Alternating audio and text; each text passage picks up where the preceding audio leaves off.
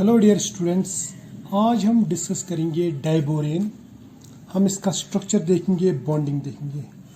लेकिन मेरी आप लोगों से गुजारिश है कि आप ये लेक्चर जो पूरा एंड तक देखना और बिल्कुल गौर से देखना, क्योंकि मैं आपको स्टेप बाय स्टेप बताऊंगा कि इसके स्ट्रक्चर वगैरह या बॉन्डिंग में क्या क्या होता है। ठीक है, तो सबसे पहली बात, डाइबोरेन है क्या? डाइबोरेन एक्चुअली ये है B2H6। इसको डाइबोरेन क्यों कहते हैं? क्योंकि इसका जो अगर ओरिजिनल मॉलिक्यूल देखा जाए वो है BH3। ये दो BH3 यूनिट्स का बना हुआ रहता है, इसको इसलिए इसको बोलते हैं diborane. It is a dimer of BH3। अगर आप ये B2H6 देखेंगे तो इसका फार्मूला कुछ इससे मिलता जुलता है, C2H6।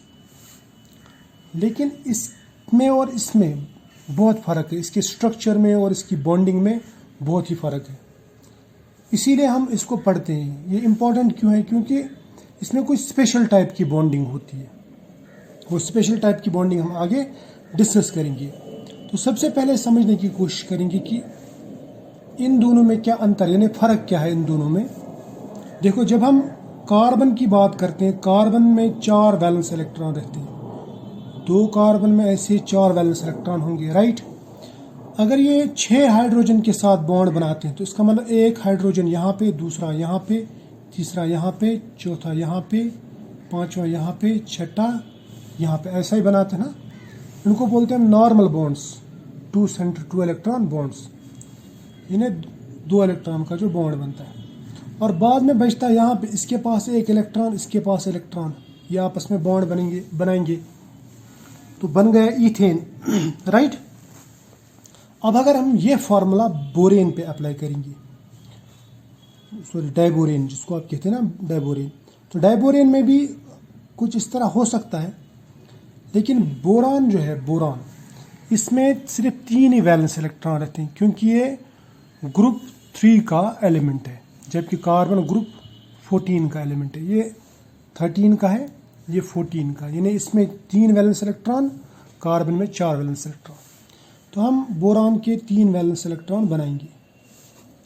हाइड्रोजन कितने हैं? 6। तो इसका मतलब एक बॉन्ड यहाँ से, दूसरा यहाँ से, तीसरा यहाँ से, चौथा यहाँ से, पांचवा यहाँ से, छठा यहाँ से। बीच में तो कुछ भी नहीं, यहाँ पे कोई इलेक्ट्रॉन नहीं है, इसका भी एम्प्टी ऑर्बिटल है, इसके पास में भी एम्प्टी ऑर्बिटल है। तो यहाँ पे कोई बॉन्ड नहीं बनेगा। समझ में आया? तो इसका मतलब ये हुआ कि बोरेन और इथेन की जो बॉन्डिंग है या जो स्ट्रक्चर है वो सेम नहीं हो, एक जैसा नहीं है। समझ में आया? दूसरी बात, मैंने आपसे कहा कि यहाँ पे इलेक्ट्रॉन्स की कमी है, तो मैं ये बोलूँगा कि B2H6 जो ये इलेक्ट्रॉन डेफिशिएंट है। अब इस इलेक्ट्रॉन डेफिशिएंट मॉलिक्यूल में आपको इसका स्ट्रक्चर भी बता रहा है और बॉन्डिंग भी बतानी कैसे। तो ये एक इम्पॉर्टेंट बात है, एक चैलेंजिंग टॉपिक है ना। देखो, इसके लिए कुछ मॉडल्स दिए गए डाइबोरेन का जो स्ट्रक्चर है वो समझाने के लिए। डाइबोरेन के बहुत सारे स्ट्रक्चर्स दिए गए, कुछ मॉडल्स दिए गए। सबसे पहला वाला मॉडल जो मैं बताऊंगा आपको, एक मॉडल ये था, उसको हम कहते हैं रेजोनेंस मॉडल।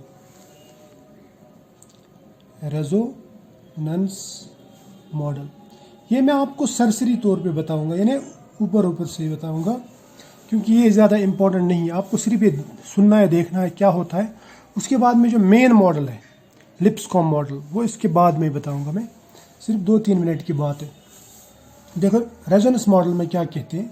रेजोनेंस मॉडल ये कहता है कि जो डाइबोरेन है उसमें ये बोरेन और ये बोरेन पहले एक दूसरे के नज़दीक आते हैं। उसके बाद में क्या होता है, ये इलेक्ट्रॉन पेयर जो है ये इधर शिफ्ट हो जाता है, इधर बॉन्ड बन जाता है। इसका मतलब ये जो इलेक्ट्रॉन पेयर है ना, बोरान ये यहाँ से खींच के, यानी हाइड्रोजन से छीन के इसको दे देता है। तो यहाँ पे कुछ स्ट्रक्चर इस तरह बनेगा, बोरान, फिर ये बोरान। अब इसने इसको इलेक्ट्रॉन पेयर दे दिया है ना, किसको दिया? इस बोरान ने इसको दिया, राइट वाले ने लेफ्ट वाले को दिया। तो इसका मतलब लेफ्ट वाले पे नेगेटिव चार्ज, हाइड्रोजन हाइड्रोजन, ठीक। और इस H पे आएगा पॉजिटिव चार्ज, क्योंकि इस बोरान ने इससे छीन के ये इसको दे दिया। राइट। ये हो गया एक स्ट्रक्चर। दूसरा स्ट्रक्चर मैं बताता हूँ आपको। मान लीजिए ये बॉन्ड वापस आ गया इधर, ये बॉन्ड इधर वापस, ये नेगेटिव चार्ज वापस, तो हाइड्रोजन के साथ में फिर से बॉन्ड नॉर्मल बन गया, ठीक है। और यहाँ से ये H उठ के पूरा इधर शिफ्ट हो गया, तो हमें और एक स्ट्रक्चर मिलेगा। वो स्ट्रक्चर कैसा होगा?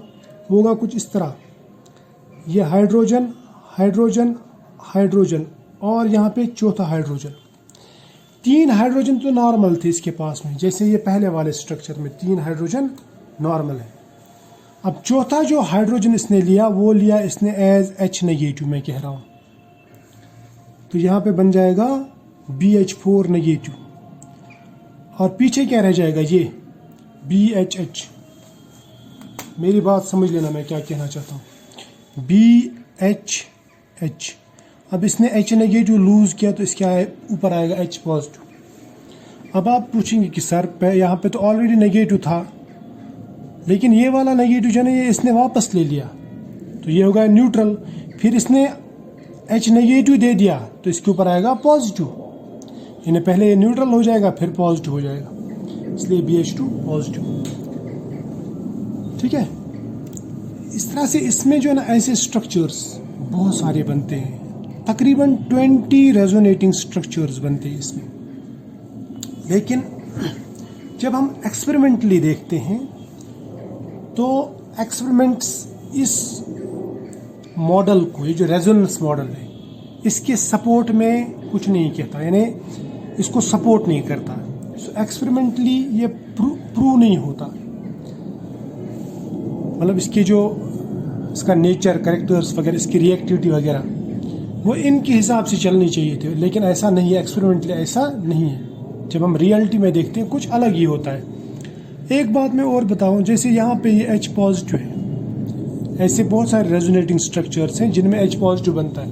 इसकी H पॉजिटिव बन गया तो इसका मतलब ये हाईली एसिडिक होना चाहिए, लेकिन ऐसा भी नहीं है, ठीक है।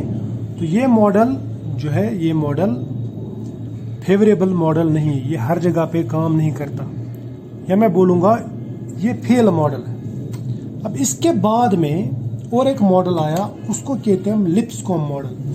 ये मॉडल जो है, इसकी जो बुनियाद है वो पहले लॉन्गविट नाम था उसको, लॉन्गविट हिगिंस, इन्होंने दिया था 1949 में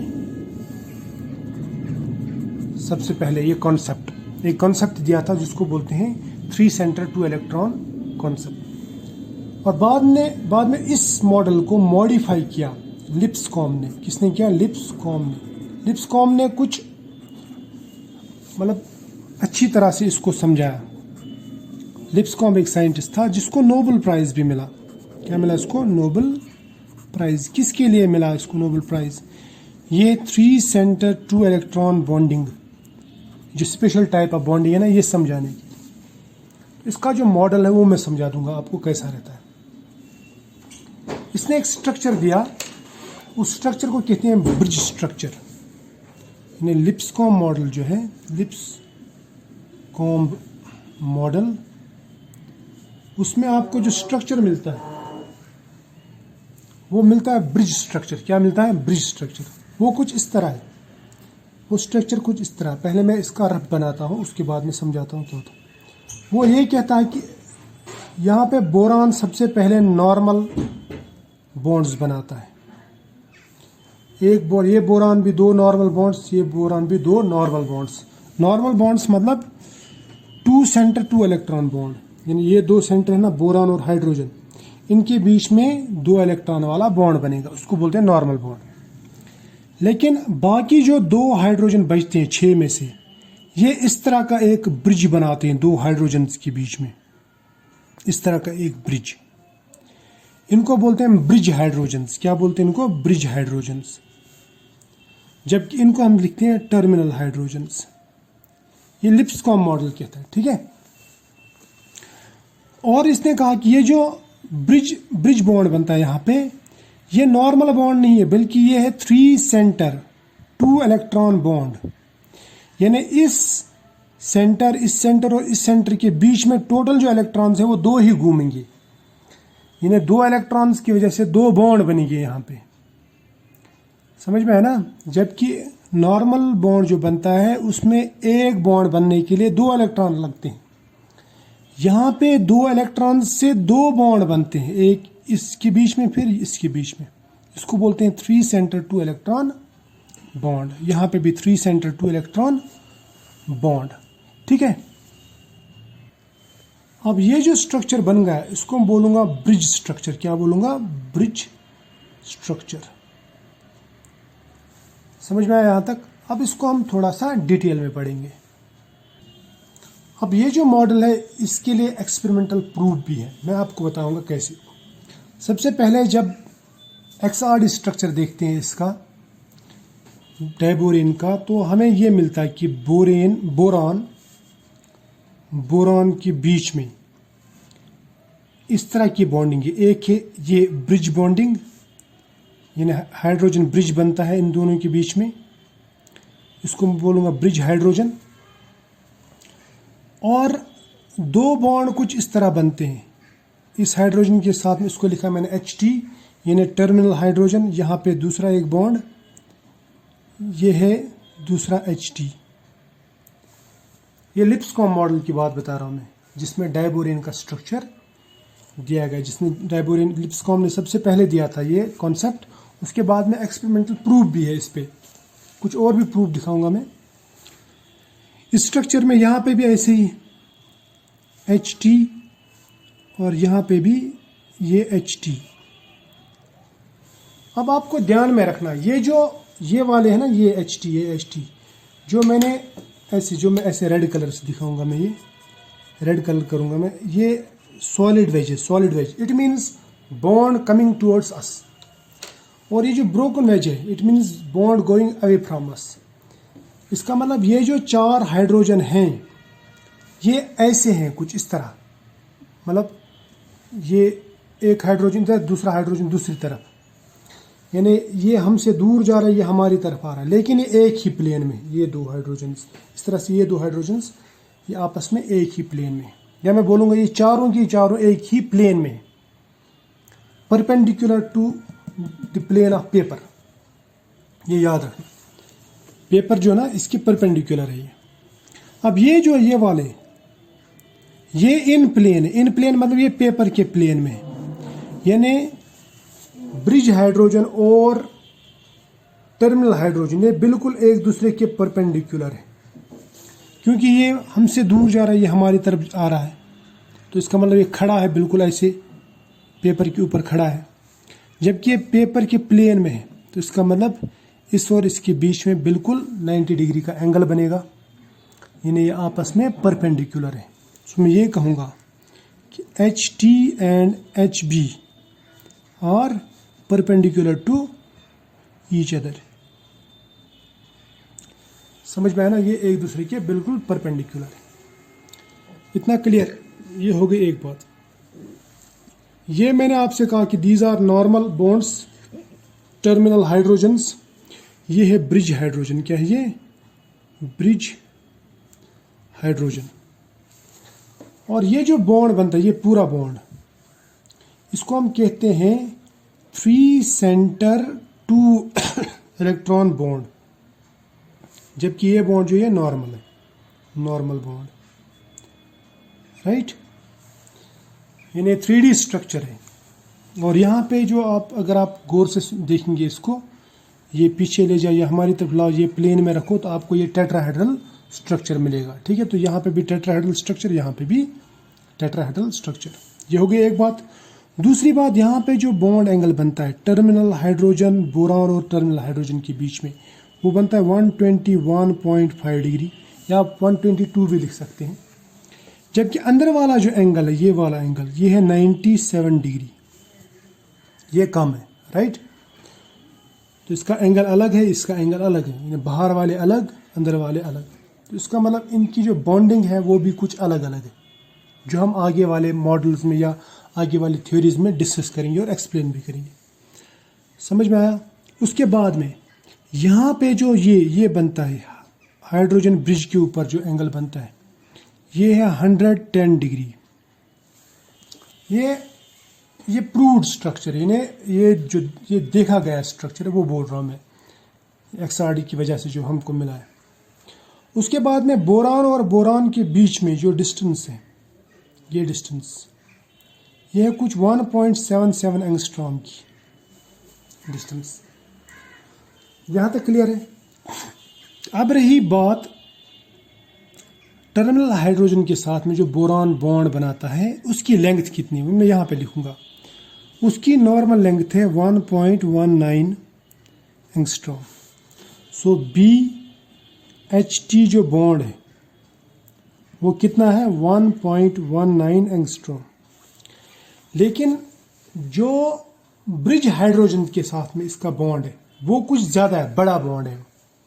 कितना है ये बॉन्ड, यानी BHB, यानी ब्रिज हाइड्रोजन के साथ में जो बोरान के बॉन्ड है, चाहे इस तरफ रहे या इस तरफ, वो बॉन्ड है 1.37 एंगस्ट्रॉम, यानी 1.37 एंगस्ट्रॉम का ये बॉन्ड लेंथ है। ठीक है, क्लियर। 1.37 एंगस्ट्रॉम का बॉन्ड लेंथ, इतना तो क्लियर है, इतना याद रखना। यानी ये बॉन्ड जो है ये 1.37 एंगस्ट्रॉम, ये 1.37, ये 1.37, जबकि ये वाले बॉन्ड्स जो है ना ये 1.19 एंगस्ट्रॉम है। ये अंदर का एंगल जो है, अंदर वाला एंगल ये है 97 डिग्री, जबकि बाहर वाला 121.5 डिग्री। ठीक, ये XRD से प्रूव है। यानी इसका मतलब ये है कि लिप्सकॉम ने जो मॉडल दिया था, कौन सा मॉडल, ये वाला मॉडल, 3 सेंटर 2 इलेक्ट्रॉन बॉन्ड का मॉडल। ठीक, इसको मैं अब रफ में बनाता हूँ। ये तो normal bond, normal bond, normal bond, यहाँ पे जो बॉन्ड बनता है इसको कहते हैं हम 3 सेंटर 2 इलेक्ट्रॉन बॉन्ड। यानी ये 3 एटम्स के बीच में तो बॉन्ड बनता है लेकिन इलेक्ट्रॉन सिर्फ 2 ही रहते हैं, जबकि नॉर्मली इसके लिए कम से कम 4 इलेक्ट्रॉन की जरूरत है, लेकिन 4 ने इसके पास में बिल्कुल कितने रहते हैं, 2 ही इलेक्ट्रॉन। मैं बोलूँगा इसको 3 सेंटर 2 इलेक्ट्रॉन बॉन्ड। ठीक, अब हम ये जो स्ट्रक्चर बता रहे हैं इसके लिए और क्या प्रूफ है। This structure is supported by electron diffraction. Electron diffraction इसको सपोर्ट करता है। कैसे? इलेक्ट्रॉन डिफ्रैक्शन की वजह से कंफर्म हो जाता है, ये कंफर्म करता है कि इसमें 2 तरह के बॉन्ड्स हैं, 2 टाइप्स ऑफ pH बॉन्ड्स। कौन कौन सा? एक है टर्मिनल, ये टर्मिनल BH बॉन्ड, और दूसरा है ब्रिज BH बॉन्ड। इस बॉन्ड को हम और एक नाम भी कहते हैं, इसे कहते हैं हम बनाना बॉन्ड। क्या कहते हैं? बनाना बॉन्ड। ठीक, जो मैं आपको आगे वाले लेक्चर में फिर से बताऊंगा क्यों बनाना बॉन्ड कहते हैं इसको। ठीक, यहाँ तक तो ठीक है। तो 2 तरह के बॉन्ड हैं, एक है ये ब्रिज बॉन्ड्स और टर्मिनल बॉन्ड्स, जो BH बॉन्ड्स बोल रहा हूँ, यानी बोरान हाइड्रोजन के बॉन्ड्स जो। ठीक, ये होगा यहाँ तक। इसके बाद में और एक प्रूफ आपको मिलता है, जो वाइब्रेशनल स्पेक्ट्रम रहता है, वाइब्रेशनल स्पेक्ट्रम, चाहे वो उसमें रमन हो, रमन स्पेक्ट्रम, या IR हो। इससे हमें पता चलता है कि डाइबोरेन में 2 एब्जॉर्प्शन पीक्स हैं, 2 एब्जॉर्प्शन पीक्स। कौन कौन से 2 एब्जॉर्प्शन पीक्स?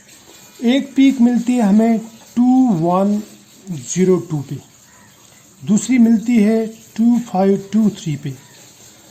2 एब्जॉर्प्शन पीक्स का मतलब यहाँ पे जो BH स्ट्रेचिंग है वो 2 तरह की है, एक है टर्मिनल के लिए अलग और ब्रिज के लिए अलग। यहाँ तक हो गया। तो 2 प्रूफ यहाँ पे। तीसरा प्रूफ हमें NMR से मिलता है। NMR मतलब nuclear magnetic resonance spectroscopy. NMR में हमें 3 सिग्नल्स मिलते हैं, 3 सिग्नल्स यानी 3 पीक्स। एक पीक मिलती है बोरान के लिए, दूसरी मिलती है टर्मिनल हाइड्रोजन के लिए, और तीसरी मिलती है Hb के लिए।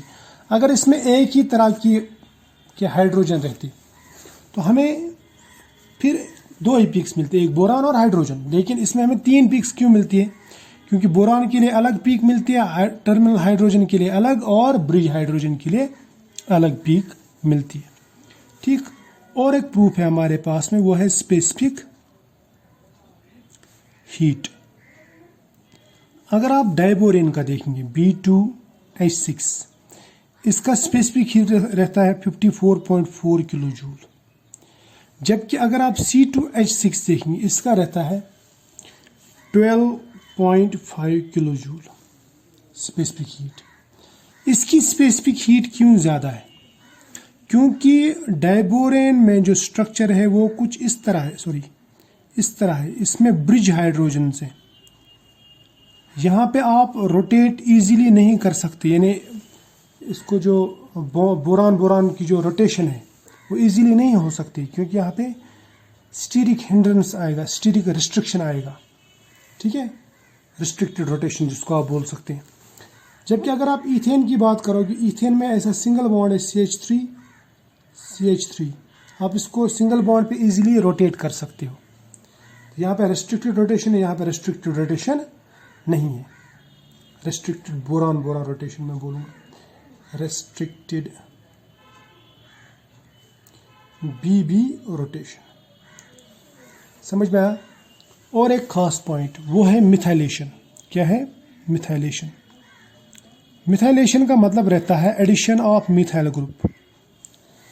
अगर आप B2H6 को मिथाइलेशन करोगे, यानी CH3 ऐड करोगे, तो यहाँ से हाइड्रोजन बाहर निकलते हैं और मिथाइल ऐड होता है। लेकिन यहाँ पे कितना हाइड्रोजन है? 6। तो इसका मतलब 6 मिथाइल ग्रुप एंटर होने चाहिए और 6 हाइड्रोजन बाहर। तो हमें कुछ स्ट्रक्चर इस तरह मिलना चाहिए था, B2CH3 6, है ना। लेकिन जब हम देखते हैं कि इसका मिथाइलेशन के बाद में जो स्ट्रक्चर मिलता है वो मिलता है B2H2CH3 4 टाइम्स। इसका मतलब ये हुआ कि इसमें सिर्फ 4 मिथाइल ग्रुप एंटर हुए, 2 एंटर नहीं हुए, यानी 2 हाइड्रोजन इंटैक्ट रहे। ये जो 2 हाइड्रोजन है ना, these 2 hydrogens are actually bridge hydrogens। यानी यहाँ पे देखो, ये 2 हाइड्रोजन्स बाहर नहीं निकलते, ये वहीं पे रह जाते हैं, जबकि ये 4 हाइड्रोजन निकल जाते हैं। एक खास पॉइंट मैं बताता हूँ आपको इसके बारे में, जो आपको याद रखना होगा। ये जो टर्मिनल हाइड्रोजन्स है ना, these are thermodynamically more stable. Thermodynamically ये ज़्यादा स्टेबल है, क्योंकि ये नॉर्मल है, इससे ज़्यादा स्टेबल रहते हैं। लेकिन जब काइनेटिकली अगर मैं कहूँगा, तो kinetically bridge hydrogens are more stable than terminal hydrogens. ये बात आपको जहन में रखनी है। ठीक है, तो आई होप यहाँ तक आपको समझ में आया होगा। अगर समझ में आया होगा तो आगे लोगों तक पहुँचा। लाइक ज़रूर करना, अगर नहीं आया तो दोबारा देख लेना एक बार, और आप कमेंट्स में भी लिख सकते हैं क्या चीज़ समझ में नहीं आई। ठीक है, चलो आज इतना ही, बाय।